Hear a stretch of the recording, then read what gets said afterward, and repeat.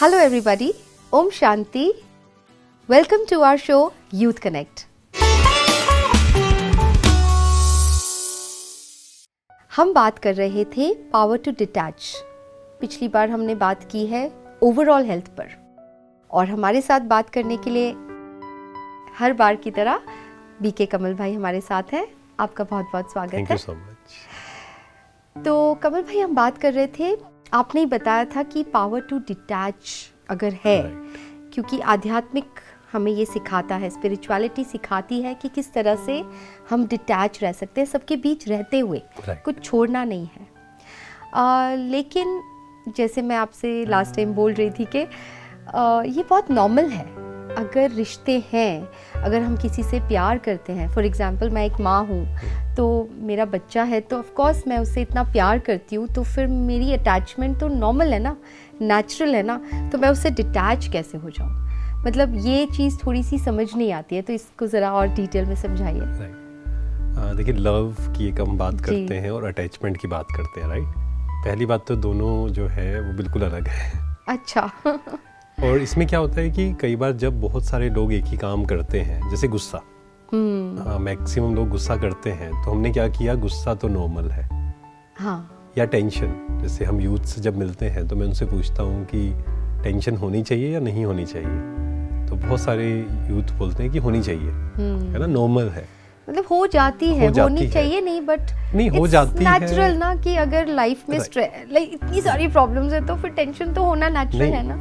हो जाती है, वो सेकंड स्टेप है। अच्छा। पहले स्टेप पे हम चलते हैं कि ये नॉर्मल है या नहीं है। जैसे हमने बात की कि अटैचमेंट तो नॉर्मल है, जैसे आप एक मदर है, हाँ जी, तो बच्चा जो है उसके साथ आपकी अटैचमेंट तो होनी ही है। उसके अलावा आप कैसे केयर करेंगे उसकी, राइट? हाँ। तो अटैचमेंट नॉर्मल है या नहीं, पहले उसको समझते हैं हम। क्या अटैचमेंट कंफर्टेबल होती है या नहीं होती है? लव अलग बात है, अटैचमेंट कंफर्टेबल है या नहीं है?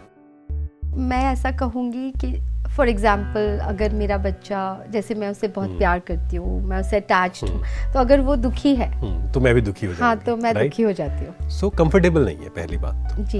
एंड सेकंड, जब हम अटैच होते हैं किसी से तो हम उसको एम्पावर नहीं कर पाते हैं। हाँ। हम कहीं ना कहीं अपने, हम इसको कह सकते हैं कि डर के कारण, क्योंकि जहाँ अटैचमेंट है वहाँ फियर साथ में, अटैचमेंट एंड फियर दोनों साथ साथ चलेंगे। और फियर तो पूरी तरह से नेगेटिव होगा। हाँ। और साथ में हम क्या कर रहे हैं, फिर वो नेगेटिव जो वाइब्रेशंस हैं उस तक भेज रहे हैं। हाँ। जैसे एक बार अभी थोड़े समय पहले एक मदर आई, वो अपने बच्चे को लेकर आई, तो उन्होंने कहा कि इसको आप समझाइए, इसको बहुत डर लगता है, चिंता होती है। हाँ। तो मैंने उनसे बात की, वो कहते हैं आप मेरी मम्मी को समझाइए पहले। तो उन्होंने कहा मुझसे ज़्यादा चिंता तो उनको होती है। हाँ। तो मैंने उनसे पूछा, कहते हैं हाँ मुझे तो होती है। हाँ। तो आप ये एक्सपेक्ट नहीं कर सकते कि मैं तो चिंता कर रही हूँ और ये चिंता ना करे। हाँ, तो कहीं ना कहीं हम अननोइंगली पास ऑन कर देते हैं अपने उस वाइब्रेशंस, वो थॉट्स को, वो बिल्कुल टेंशन को। और फिर क्योंकि बच्चा जो है वो किससे सीखता है, पेरेंट्स से सीखता है, तो उसे क्या लगता है कि हाँ चिंता करना तो नॉर्मल है, दुखी होना तो नॉर्मल है, हर्ट होना तो नॉर्मल है। जब हम बात करते हैं डिटैचमेंट की, क्योंकि स्पिरिचुअलिटी में डिटैचमेंट का बहुत बड़ा पार्ट है। अच्छा। जब हम बात करते हैं आध्यात्मिकता की, तो डिटैच होने की कला, ये सबसे पहला स्टेप है अगर हम कहें। अच्छा। तो वो सीखना पड़ेगा, उसमें थोड़ी सी मेहनत लगेगी, क्योंकि चारों तरफ हम देखेंगे तो लोग कहेंगे नहीं अटैचमेंट इज नॉर्मल, और जब हम कहेंगे नहीं अटैचमेंट नॉर्मल नहीं है, तो पहले तो वो एक्सेप्ट ही नहीं होता ये बात। तो पहले हमें खुद उस पे काम करना पड़ेगा। हाँ जी। कि कैसे डिटैच हो। इसका मतलब, अब कई लोग इसको भी थोड़ा सा गलत ले लेते हैं कि जब डिटैच होते हैं तो वो बिल्कुल ही फिर केयरलेस हो जाते हैं, कि हम ध्यान ही नहीं रखें, राइट, ये मतलब ले लेते हैं डिटैचमेंट का। तो डिटैचमेंट मीन्स पूरी केयर करनी है, लेकिन दुखी नहीं होना है। ओके, तो एक बहुत थिन लाइन है, समझना पड़ेगा उसको। जैसे कि एक बहुत सुंदर बात आती है, मतलब जैसे हम प्यार कहते हैं ना, हम प्यार करते हैं, love is a beautiful emotion, right. फिर love, why does love hurt, right, and why do we fall in love, we should rise in love. और लव जो बात है ना, हमने क्या गलती की, हमने गलती भी नहीं कहेंगे, ईगो के कारण हमने क्या किया, अटैचमेंट थी, लेकिन हमने उसको नाम क्या कर दिया, एक लेबल लगा दिया। जैसे आपने देखा होगा, एक जगह हम प्रोग्राम में गए तो वहाँ ना एक चेयर रखी थी, बिल्कुल पुरानी चेयर, अच्छा। लेकिन उसके ऊपर इतना सुंदर उन्होंने कवर चढ़ा दिया, छुपा दिया ना उसको। हाँ। मतलब रियल कुछ और है, हमने ऊपर कुछ और कर दिया। तो ऐसे ही अटैचमेंट हम सबको पता है कि गलत है, हाँ। परंतु हमने एक लेबल लगा दिया, हमने कहा नहीं ये तो प्यार है, और प्यार बेचिंता तो होगी ही। फिर ऐसे ऐसे डायलॉग हमने सुने जहाँ प्यार होगा वहाँ लड़ाई तो होगी ही, हाँ। जहाँ प्यार होगा वहाँ तो चिंता होगी ही नहीं, और एक्सपेक्टेशंस होंगी। पर रियल लव क्या है? रियल लव का मतलब होता है एक्सेप्टेंस। एक्सेप्टेंस इज लव, कि हम सामने वाले को पहले तो एज इट इज एक्सेप्ट करें और हम उसको फोर्स ना करें। जैसे एज अ मदर मुझे बच्चे को फोर्स नहीं करना है कि नहीं तुम्हें ये नहीं करना है, ये करना है, तुम्हारे इतने नंबर आने चाहिए, ऐसा होना चाहिए। तो आज बहुत सारे जो बच्चे हैं वो क्यों लो सेल्फ एस्टीम है उनकी, बिकॉज ऑफ पेरेंट्स। सही बात है। अगेन पेरेंट्स के इंटेंशंस तो बहुत अच्छे हैं, हाँ। क्योंकि इंटेंशंस पर तो कभी क्वेश्चन उठ नहीं सकता, पर विधि गलत है। हाँ। पहले तो हमें सीखना पड़ेगा, राइट। और डिटैच होकर देखना पड़ेगा उसके लिए क्या सही है। जब हम अटैच होते हैं तो हम कहते हैं नहीं मुझे ये लगता है इसके लिए सही है, हम देख ही नहीं पाते हैं कि उसको क्या चाहिए। और कहा जाता है ना, हिंदी में ये बात कही जाती है कि मोह जो होता है वो इंसान को अंधा कर देता है, ब्लाइंड कर देता है। हाँ। कि हम समझ नहीं पाते सही क्या है गलत क्या है, हम डिसाइड नहीं कर पाते।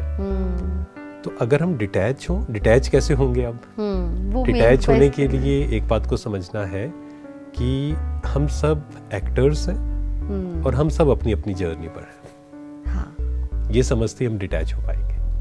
हाँ, मतलब बहुत ज्यादा जहाँ मेरापन आएगा, राइट, कि मेरा बच्चा, मेरा ये, मेरा वो, वहाँ पे अटैचमेंट ज्यादा आ जाएगी। और जहाँ पे होगा कि नहीं सब एक्टर्स हैं, अपने अपनी जर्नी पर है, राइट। और अटैचमेंट भी आएगी और एक्सपेक्टेशंस भी आएंगी। हाँ, वो तो कि मेरा बच्चा है, हाँ। मेरा बच्चा है, मेरी बात नहीं मानता, और ईगो भी आ जाएगा, ईगो हर्ट होगा, सब कुछ आ जाएगा साथ में। और एक बहुत बड़ी रिसर्च हुई थी स्ट्रेस पर। अच्छा। क्योंकि स्ट्रेस बहुत कॉमन है, तो इस पर बहुत रिसर्च हुई कि स्ट्रेस के मेन रीजंस क्या हैं। तो 5-6 रीजन उसमें से निकाले गए। उसमें से सबसे ऊपर का क्या होगा, सोच के देखिए आप।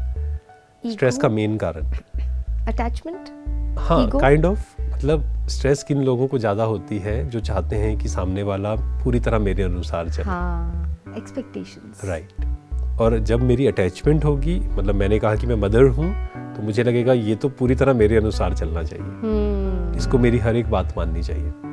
हाँ। पर ऐसा पॉसिबल नहीं है। इसलिए मैं हमेशा पेरेंट्स को एक बात बोलता हूँ कि अगर आपका बच्चा 80% बातें मान रहा है ना आपकी, तो आपको सुबह उठकर खुशी में डांस करना चाहिए। थैंक यू, शुक्रिया करना चाहिए। पावर ऑफ ग्रेटिट्यूड जो आपने सिखाया था पहले, कि थैंक यू ही बोलो, कि जो भी है बहुत सुंदर है, बहुत अच्छा है। तो आई थिंक अगर कुछ थोड़ा बिगड़ा भी है कहीं रिश्ता, वो भी ठीक होने लग जाएगा, क्योंकि हमारे वाइब्रेशंस चेंज हो जाएंगे। हाँ। अगर मेरे अंदर एक रेजिस्टेंस है, एक्सेप्टेंस नहीं है बच्चे के प्रति, या हमेशा कंप्लेंस है।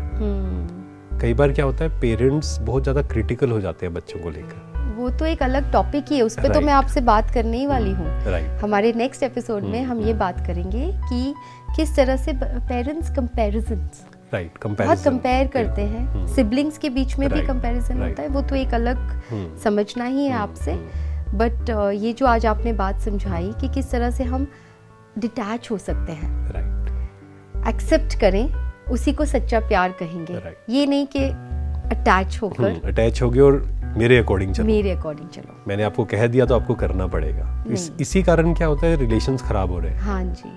क्योंकि अगर हम बात करें पेरेंट और चाइल्ड के रिलेशन की, क्यों खराब हो रहा है, जब हम बहुत ज़्यादा पॉजेसिव हो जाते हैं बच्चे के लिए, और हम कहते हैं कि नहीं ऐसा नहीं, ऐसा करो, और जो बात की कि हर बात पे फिर क्रिटिसिज्म भी शुरू हो जाता है कि नहीं ये मेरी बात नहीं मानता, ये ऐसा करता है।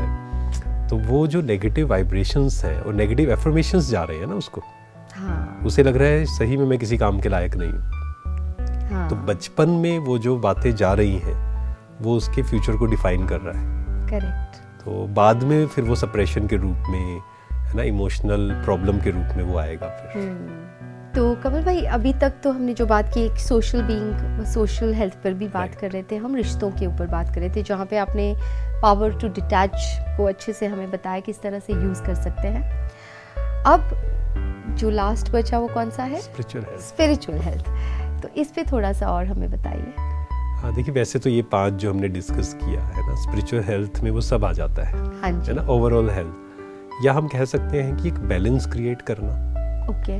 कई बार होता है कि हम या तो सिर्फ फिजिकल हेल्थ पे ध्यान देते हैं कि मुझे सुंदर दिखना है, मुझे हेल्दी खाना है, which is very very good, लेकिन फिर हम मेंटल हेल्थ को छोड़ देते हैं कई बार, या इमोशनल हेल्थ को छोड़ देते हैं, या हम इन चीज़ों को कवर करते हैं, फिर हम सोशल हेल्थ को छोड़ देते हैं कई बार, या हम जब पैसा कमाने जाते हैं तो फिर हम बाकी सब चीज़ों को छोड़ देते हैं जी। तो एक बैलेंस क्रिएट करना, स्पिरिचुअलिटी मीन्स बैलेंस, एक बैलेंस लेकर आना कि मुझे सब चीज़ों का ध्यान देना है, सिर्फ नंबर्स नहीं, साथ में मैं इमोशनली स्ट्रॉन्ग हूँ या नहीं, क्योंकि इस पर बहुत रिसर्च हुई कि IQ एंड EQ, है ना, जिसका IQ बहुत ज़्यादा है क्या वो ज़्यादा सक्सेसफुल होते हैं, या जिसका EQ ज़्यादा है वो ज़्यादा सक्सेसफुल होते हैं? आई थिंक बैलेंस चाहिए। और इसके साथ अगर हम और ऐड करें तो SQ भी कर सकते हैं, सोशल क्वेश्चन, तो क्या बात है।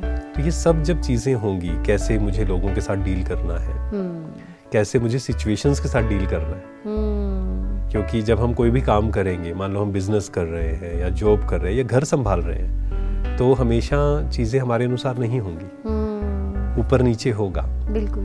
क्या हम उसमें स्टेबल रह सकते हैं? उसमें आई थिंक सबसे ज़्यादा वो यही सीखने हमें मिलता है कि स्टेबल रहना, right, in all situations, with all people, हाँ, डिफरेंट पीपल। नहीं तो हम पैनिक हो जाते हैं, कहीं बहुत ज़्यादा खुश, बहुत ओवर खुश भी हो गए, तो फिर ओवर दुखी भी हो गए। बिल्कुल, क्योंकि ये तो देखिए, मतलब मेन क्या है कि हम जब स्टेबल नहीं होते ना, जैसे ओवर एक्साइटमेंट, आप देखते होंगे किसी भी व्यक्ति को अगर आप देखें कि जो ओवर एक्साइटेड होता है, तो आप पाएंगे कि वो फिर स्ट्रेस में भी ज़्यादा ही जाता है। हाँ बिल्कुल, वही तो मैं कह रही हूँ, फिर वो एक्सट्रीम में हो जाता है।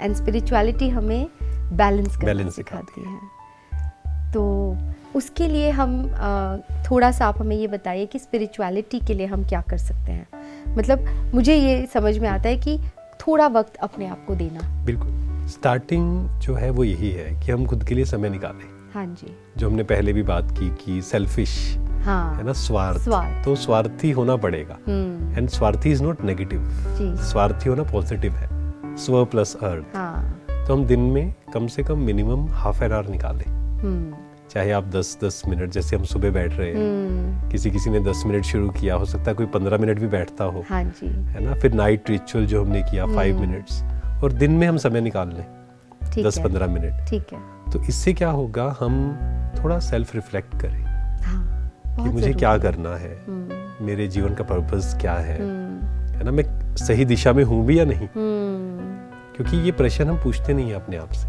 बिल्कुल। तो ये प्रश्न अगर हम पूछना शुरू करेंगे, दैट मीन्स हम स्पिरिचुअल हैं, क्योंकि स्पिरिचुअलिटी का मतलब ये नहीं है कि हम पूजा पाठ, या हम हवन शुरू कर दें, या हम कहीं चले गए, कहीं चले गए हम, है ना, स्पिरिचुअलिटी वो नहीं है जी। स्पिरिचुअलिटी मीन्स आप बीच में हैं, आप बिजनेस अगर कर रहे हैं और अच्छे से कर रहे हैं, अगर आप घर संभाल रहे हैं तो और अच्छे से संभाल रहे हैं, जॉब कर रहे हैं तो आप बहुत अच्छे से कर रहे हैं, लेकिन साथ में आप थोड़ा समय, हमें जब 5 मिनट मिलता है तो मोबाइल को ना देखकर माइंड को देखते हैं, बस ये अगर हम चेंज कर लें, that means we are spiritual. बहुत, ये तो बहुत इजी है, ये तो बहुत सुनने में ऐसा लग रहा है कि इट्स वेरी मच पॉसिबल। तो ये है हमारा स्पिरिचुअल हेल्थ ऑल्सो। तो ये ओवरऑल हो गया। तो अगर हम थोड़े से डिसिप्लिन हो जाएं, थोड़ा सा अपने ऊपर ध्यान देना शुरू करें, तो आई थिंक लाइफ बहुत इजी हो जाएगी। इजी है। जो हमने बात की थी कि लाइफ, जिंदगी आसान बनानी पड़ती है, तो थोड़ा, और लाइफ उतनी डिफिकल्ट है नहीं जितनी हमने बना दी है। मुझे एक कोट हमेशा से पसंद है कि life is not complicated, life is easy but we make it complicated. हम कहते हैं ये भी मुश्किल है, ये भी मुश्किल है, किसी को कहा जाए 5 मिनट बैठो साइलेंस में, कहते हैं बहुत मुश्किल है। तो हमने मुश्किल बना दिया है, हमने मुश्किल बना दिया है। तो स्पिरिचुअलिटी हमें सही सोचना सिखाती है। तो पहले तो थॉट ही सही होगा तो फिर सब कुछ सही। बिल्कुल, क्योंकि थॉट्स जो है वो सीड है। हाँ। अगर बीज पावरफुल है तो जो वृक्ष या जो फल आएगा वो भी पावरफुल होगा। जरूर। अगर बीज ही कमजोर है, संकल्प ही हमारे कमजोर है, जैसे मान लो किसी ने कहा ये सुनने के बाद भी कोई कहेगा नहीं पॉसिबल, कहना आसान है, करना मुश्किल है, या कोई कहे नहीं मेरे से तो नहीं होगा, तो बीज ही कमजोर हो गया ना। अब आप कितनी भी मेहनत करें, जैसे बीज अगर कमजोर है, आप उस पर पानी दें, आप उसको न्यूट्रिएंट्स दे, कुछ भी देते रहें, वो वृक्ष पावरफुल कभी नहीं बनेगा। तो सीड वो है थॉट्स। तो थॉट्स हमारे पावरफुल एंड पॉजिटिव होने चाहिए, तो कुछ भी पॉसिबल है। Yes, so that is the spiritual health. Right. तो we've covered all the aspects of Right. Health. हाँ, six हमने steps. सारे 6 जो हमारे एस्पेक्ट्स हैं सबको कवर कर लिया। तो इस पे रोशनी डालने के लिए बहुत बहुत धन्यवाद। Thank you so thank you Kamal भाई। Thank you. आपको आपके और भी प्रश्न है तो आप हमें व्हाट्सएप कर सकते हैं स्क्रीन पे दिए गए नंबर्स पर, या फिर हमें ईमेल भी कर सकते हैं। Till then, let's connect through our show youth connect. Thank you. Om Shanti.